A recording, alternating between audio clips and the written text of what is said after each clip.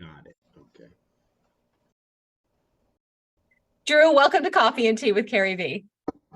Thank you so much, Carrie. It's great to be here. Oh, it is so great to have you. I sometimes wish that everyone could hear the off camera, off recording conversations because they can be so fun. And it's like you have your Definitely. little secret, right? I think we just shot two other recordings for a I good think we did. podcast before we actually hit the record button. But I think we did. I can already tell you're going to be a Coffee and Tea with CarrieVee favorite. So, Drew, yeah, tell us what is lighting you up today? this. And that's not. I'm not making that up. I love doing this. I love Yeah. hosting and I love guesting.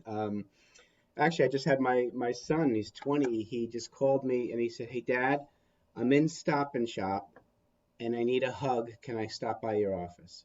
Oh my gosh, that's beautiful. We have that kind of relationship, and I was like that with Oh, my father too. And I said absolutely. And so he came, and I showed him a little bit what I was working on, but basically I just sat on the chair. I first gave the hug and said, "What's going on?" And he was here just up until about 15 minutes ago. oh So my that gosh. that lights me up. Stuff like that with my kids. Yeah. Yeah. That actually tells me a whole lot about you. Oh yeah.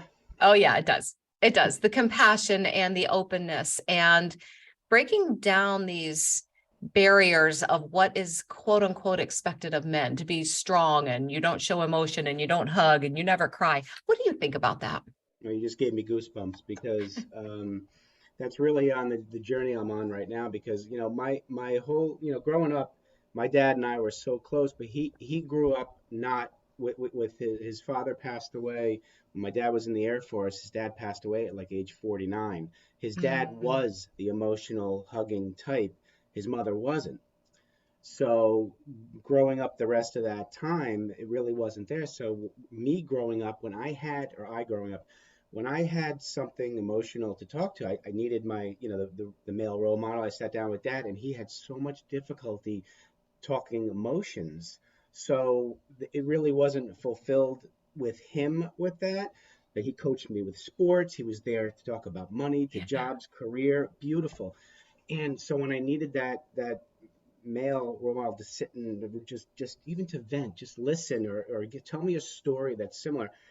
I really couldn't go to my mom. My mom was the advice giver and still is the advice giver. And I learned now, 50 some odd years later, that I have to preface anything I tell her with, "Mom, I'm just telling you to vent. I'm not looking for advice." So she Yeah. understands that the unsolicited advice is really not what's expected. So, yeah, it does bother me that society has put labels on people, labels Yeah. on gender, labels on religion, labels on politics. I truly believe labels divide us. You remove Yes. labels and we unite. Um, and I'm a big proponent that women and men need each other. And there's too much Yes. divide with the genders. And what do I think about what you said? I can tell you, which is fact, women and men think differently. Our synapses fire differently, and that's okay. Yes. What we need in order to unite is we need each gender to really understand, well, first be willing and able to understand the thinking language of the other gender, you know? Mm. And Hmm. and when we are open, willing to understand, then we are going to be able to understand because we're inviting it in. And I think once men and women kind of understand a little about how we each think, we're going to improve communication, which in essence is going to improve relationships. And truthfully, Carrie, I'm on a mission, both personally and professionally, to reduce the divorce rate in this country and reduce the male suicide rate in this country. It's all related to communication and understanding each other and wanting to understand each other. We need to unite. Men and Mm. women need each other. I don't like Yes. this separation, you know what I mean? So that's my answer. Yes. Yeah. That is so incredibly powerful. And I love that you brought this up. I do a lot of speaking for women's empowerment. And Mm. I had someone say to me, "Are you anti-man?" And no, I get to be both women's empowerment and men's empowerment and Yep. understanding that they are both needed. I'm trying to help women rise up to who they were created to be. That doesn't Mhm. mean I don't want men to. I have sons, grandsons, a husband. Yeah. brothers, Yeah. an incredible dad. It's Like, very why? glaring, very glaring. Yeah. You think about that's obviously that person's issue. That person jumped on an assumption and a judgment Yes. right away. And that's Yeah. what is problematic in our country right now. Yes. The authenticity is on attack. We Hmm. need more authentic people. So you have every Yes. right to say what you did. And to me, it's not necessarily alarming that that person said that because they're now, it's been ingrained in us that if you voted here, you are this. If you say this, you are this. People have Yes. asked me, Drew, who do you support? And you know, my answer is I support Tell human me. beings. So argue Oh, I with love that. that. Go ahead. Yes. Bring it on. Human beings. I don't. It's you can't argue with that, and that's me. And No. I have, it's one of those things where you need to be who you are. And I only learned this a year ago. Oh, So wow. And tell us, I have so many questions. Like, what was your breakthrough? What was the aha moment? What are some of the differences between how men and women think, and how can we cross those differences and mhm, connect yeah. and learn to understand each other? No, that's a very good question. And when I do get a question like that or that question exactly, I do bring it back. I start with July of 2015, believe it or not. At that time, I didn't know that was going to be the defining moment in my life. That's when I found out from my best friend my wife was going to leave me. Mm, that must have been devastating. Yeah, well, I was blindsided, and people ask me, well, how can you be blindsided? You should have known there was difficulties in your marriage. And you know what? I am the type of guy where you've got to hit me right here. Yeah. Transparent, call it like it is, tell me what you're thinking, be who you are all the time. I get it then. But if Yeah. you use cliches, beat around the bush, avoid difficult conversations, if you're not setting the right expectation with me and we're not managing that expectation together, I miss it. So, Yeah. you take that, and we decided to go through mediation instead of going through the court system because in New Jersey, court system doesn't like kids and they nail the man. So we agreed we found a mediator, a lawyer who was a mediator who we both Mhm. hadn't known. We agreed on her. She was phenomenal because she noticed that the only time we weren't like emotional in a negative way to each other is when she mentioned the children. So the common ground was we want to do what's right by the kids. Whenever she would mention the children or a topic around the children, she saw us, our shoulders drop, and we relaxed. So we knew we Mhm. co-parented well, and that was going to be the saving grace for moving forward. So it did take 3 years of mediation because we wanted to make sure it was done right for the kids. Now, the reason it also took that long is a lot of decisions were made out of emotion, which is not the Yeah. healthiest thing, right? Hmm. So, that's why it took that long. But I would say when I started to realize that defining moment was on April 3rd of 2018. That's when I walked out of the court with a piece of paper that was the legal closure to the divorce. Because the Wow. other types of closure really, you don't heal, you put layers on it and it's there. Right. But that legal closure told me I can start to rise up chapter two of my life. So I threw a 50th birthday party for myself. I turned 50 on October 6th of 2018. And that was my time to rise. Little did I know there were three major life stressors, very not pleasant, that were going to hit me in the next a little less than 9 months. Wow. And what it was is it's in rapid succession. It was job loss, my middle kid, who was 14 at the time, suicidal ideations, and the unexpected death of my father. And, Wow. through that period, when I lost the job, I used to work in healthcare for 24 years. So the last hospital I was with, I was director of patient experience. So it was the patient advocacy. And I Yeah. reported a HIPAA violation. And 2 weeks later, I was asked to come to HR. And the head of HR and my boss were there, and I was relieved of my duties for leadership change. Wow. Over the years working in healthcare, I kind of got tired of the closer I moved to the top, the more I got in trouble for doing the right thing because my right thing Yeah. was always what's right. And that happens. It happens in any industry. So obviously, I walk out the front door wondering why, right? And I fell Yeah. into that victim mentality, and I didn't really have much time to wallow in it because 10 days later, I brought my 14-year-old to therapy, and usually he asks me to come in with him. This time he asked me to sit in the waiting room, so I thought that was progress for him.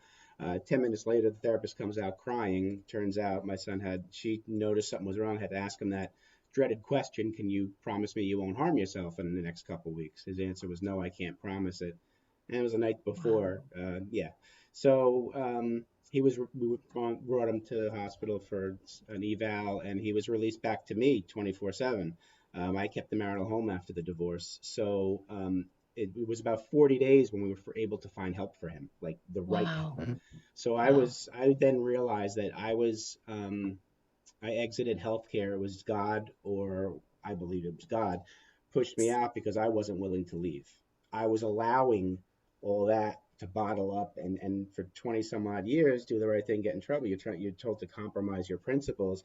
That eats at you. And I didn't tell Yeah. anybody or ask for help or anything like that.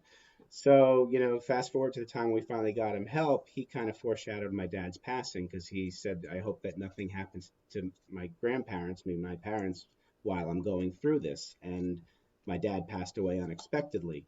With all of Wow. that, I wanted to cave in. And Hmm.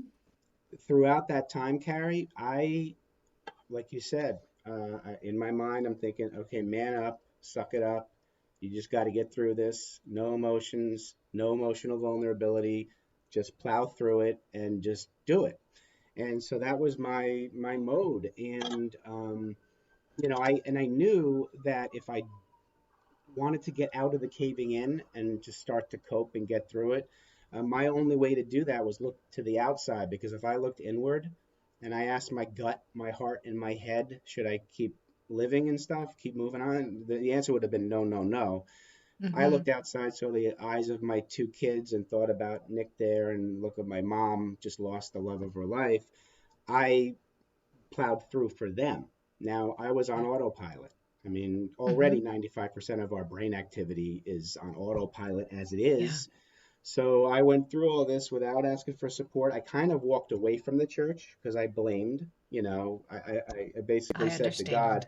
I said, you know what? I can handle the divorce. I can handle the job loss. Then you touch my kid and you take my dad. So Yeah. that was shaken. So, you would think you would want to move to the supported area. I moved away from the church. I didn't talk to Yeah. my friends who I knew would support me. It was almost like self-harm because I kept myself on an island thinking this is only going through me. Yeah. After dad passed, I was going to start my own healthcare company, consulting company, to educate the caregivers on how to effectively communicate with patients and families. My dad had finally given me his blessing on his 80th birthday, which was a month before he got sick, because he was an IBM guy for 35 years. So he said, so I listened. I was a people pleaser. I said, okay, Dad, I won't, and so, but he had told me at that time, Drew, I'm proud of you. And I asked why. I said, I know you are, but why are you saying it? He said, I don't know how the hell you're doing it. He said, first the divorce, then the hospital stuff, and then Nikki. I don't know how you're still taking care of Emma and Matthew like you are, and you're here every day checking on your mom and me. I'm proud of you. And if you do want to start your Oh. own company, your mother and I will support you no matter what. And so that I needed as 50 years old, I needed that blessing. So I started Profit Compassion. And then when he passed away, I gave up my dream. I Mhm. and then I ended up working, buying a franchise and cost reduction. And I was, thought for 3.5 years, oh yeah, helping companies save money. That's the same as helping patients. Throughout that time after the pandemic, I was forced to virtually, network across the world, and I bumped into my now book coach, who was it was out in London, this virtual networking, where she lives in Arizona, previously from LA and New York. And we started writing a book. I wanted to write a book. I always wanted to write a book, never had the content. Now I had content, Carrie, so Yeah. I wanted to write it on resiliency. And she told me, Drew, you're going to transform, because we basically walked all over my life, and then we're overlaying some teaching moments that I didn't know then that I know now. So that whole process transformed me. I finally had that mindset shift where I was willing. to push back on old beliefs, and I was able to at the same time because you need both, right? Yes. And it was at that time, it was really just throughout a year because it's the book's coming out in like January, so I think it was right about over the summer. I woke up one morning like I don't want to do this franchise thing. I walked away from the franchise, 10-year breach of contract.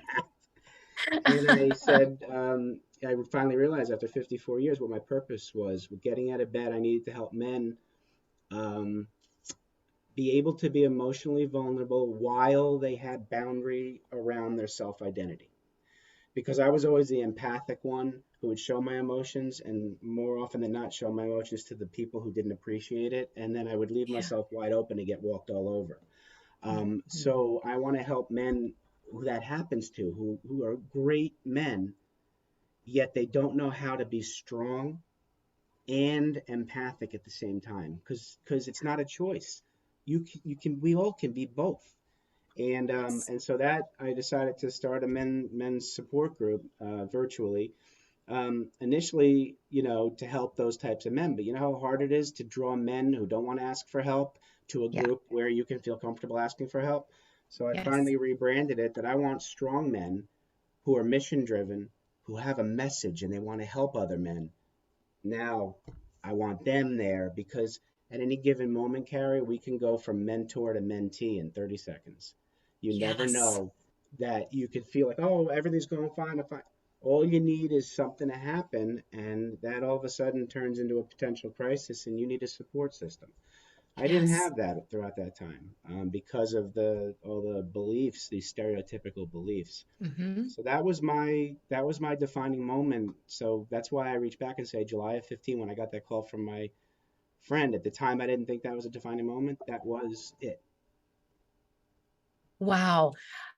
My head is just trying to wrap around everything, I try to shorten that everything that story came. to 3 minutes, and I can't. People are like, Drew, you got to shorten your story. I'm like, it's hard to like go right to the punchline when you got to, it's Yeah, they're hard. the Like details. that. Yeah, We need the details. they're I all components. absolutely agree. Connect with you in so many ways on that. I also put together an entire presentation for Toastmasters on resiliency I don't get yeah. based on my life between December 13th, 2020 and Hmm. December 23rd, 2021. And like you, in that time period, it was just cancer diagnosis, Lynch syndrome diagnosis, COVID, um, broke my arm, the death of my mother. I did just two major surgeries. It was just Yep. one thing after another. Hmm. And like you, I mean, I looked at God and was like, what are you doing? I know that's enough already. Put the brakes on it. I know. Yeah. There's other people you can be picking on, right? I think we were And so I tested get for it. a reason. I think we were tested Yes. for a reason. I mean, all these cliches about, God doesn't give you more than you can handle. But I truly believe that when you hear these stories, because now I hear these types of stories with multiple people, you can Yes. tell these people are strong. And I Yeah. admire the people who don't just take it and walk away. They take it and tell their Right. story Yes. because people like you and me, Carrie, we finally don't care what other people think. Yeah. Exactly. It's like this is who I am. You Mhm. don't like it, I'll thank you because then I don't have to let you into my community. Right That's now, I right. know that toxic people are not allowed in. I Yeah. can sense them a mile away where I used to not have any clue that that's what that was. Yes. So If someone came to you and you were sharing your story and they asked you, okay, but how? How do I get back up? Because I've heard your story and I'm watching what you're doing and you've got this great powerful platform now and you're going out and you're doing and you're changing and you stepped into your power. I'm still stuck in the mire. What's my first step? I had to look for clarity somewhere.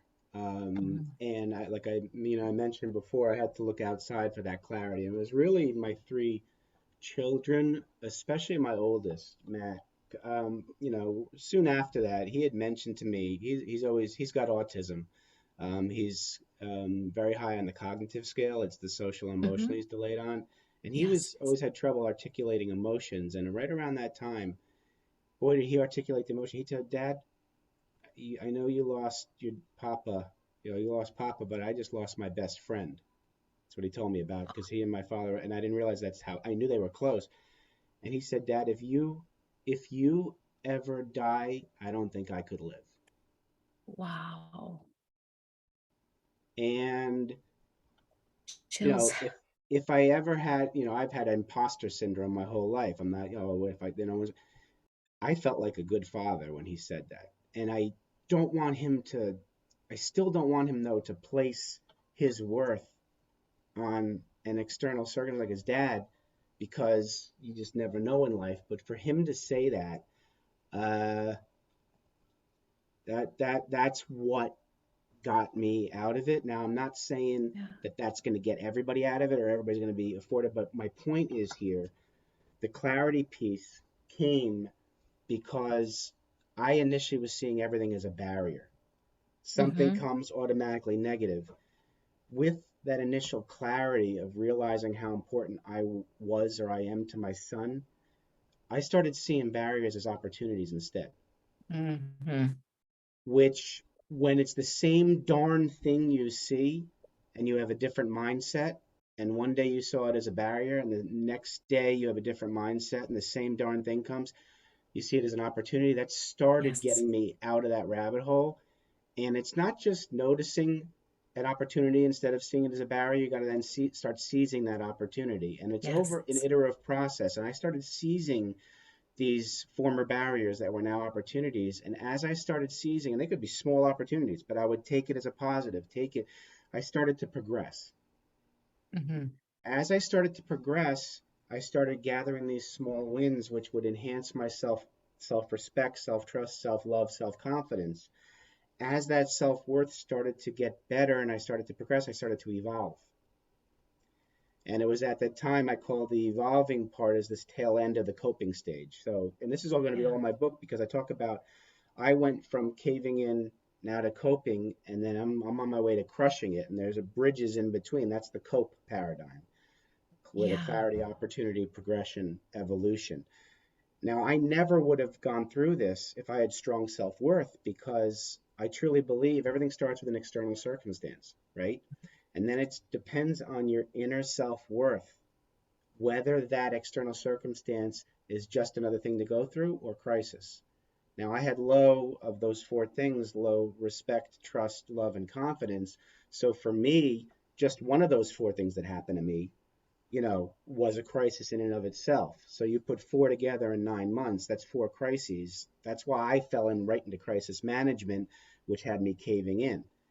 Yeah. If I had strong everything internally, maybe two of the four would have been crisis, or maybe all four would have been tough, but I'd get through it because I knew I could do it.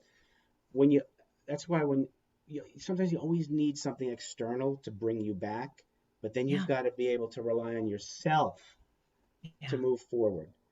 And that would be but it's in that sequence you have to do it because you Yes. can't see barriers as opportunities if you don't have the clarity first. So Yeah. that's why it has to be in that order. Gain some clarity first, and whatever that is, gratitude helps you get that clarity. Oh, yes. I'm so glad you said that. And it's interesting because I've been depressed in my life and anxious, right? And depression is when you focus on the past. Mm-hmm. Anxiety is when you focus on the future, right? So I've been Yes. putting this together too, and you'll get to read about this. I believe the way to conquer depression is to replace regret with forgiveness, Mm. gain some great gratitude for the present, and Yep. then you've I'm got to taking conquer notes. your fear. Now I'm still, and maybe you can help me here. I'm trying to think.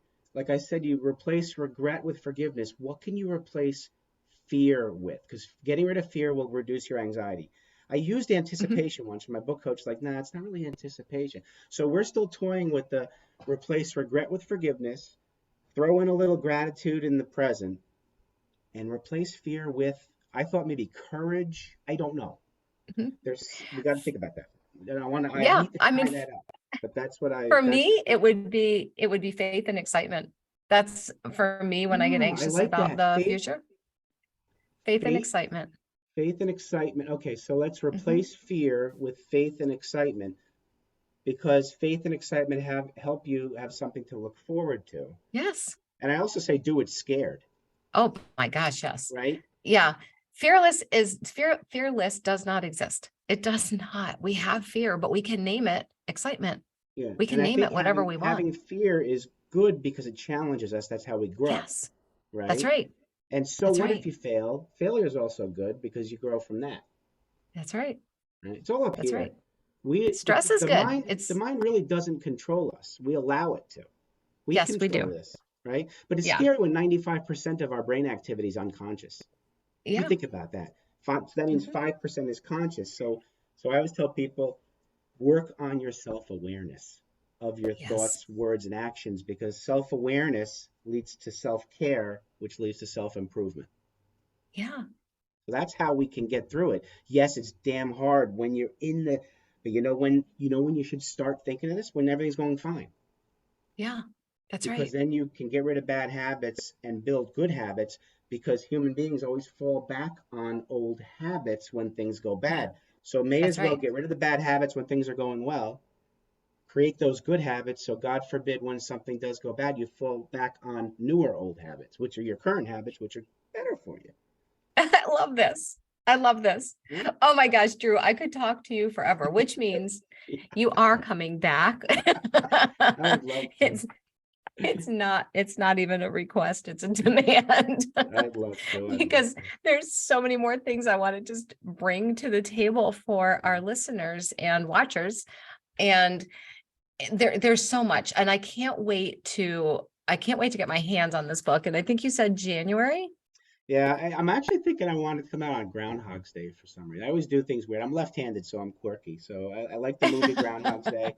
And I do ironically, too. I proposed to my wife on Groundhog's Day of 1999, and now I'm divorced. So it'd be kind of funny if I released the book on Groundhog's Day. I think that would be awesome. Maybe we can have you back and release that episode right when your book is releasing so we can send everybody the link and I can't wait to read it. I cannot wait to read this book. And Thank you. Thank you. so where else can we find you, Drew? Well, probably to start, go to profitcompassion.com. Okay. On there, you'll learn about the Men Supporting Men Collaboration Tribe. It's a membership group of mission-driven men who really want to support other men, and it's a way Mhm. to spread your mission further and quicker. I love And so that. that, yeah, so that would be one, and but definitely the website will be about that, and Okay. I can keep it to that because that's got everything on it. So I would say go to the Okay. website. I do actually have two podcasts. Okay. One is from caving in to crushing it, and that's right now on all the different platforms. And my Okay. oldest son Matthew wanted to do a podcast with me, so we have a podcast called Dad Will Know. So right now there's two episodes out. That's on all the platforms as well. That's just a father and son talking about the importance of asking for help and having a mentor or role model.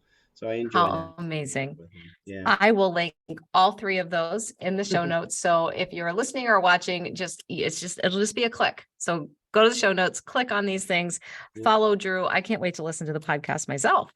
Thank you. Can we have a writing prompt, a journal prompt from Drew today? Please think about self-awareness.